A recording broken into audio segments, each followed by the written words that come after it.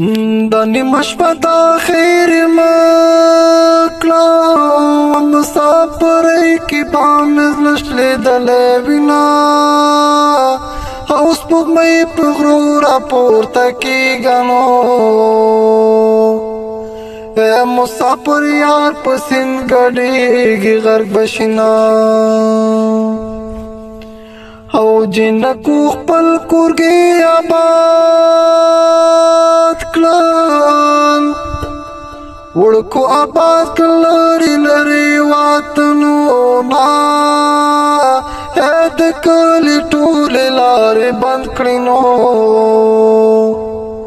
او زما جانان په سفر ځي چې پاتې شي نه چې مسافر یار مې رایاد شي او د ګریوان پټۍ په اوښکو بڼه کړمه او جانان ستا په جدایۍ کې نو لکه خارو په نارو کلي خبرومه او تا یې د حال پوښتنه وکړه په لیوني جانان دې څه تېر شوي دي نه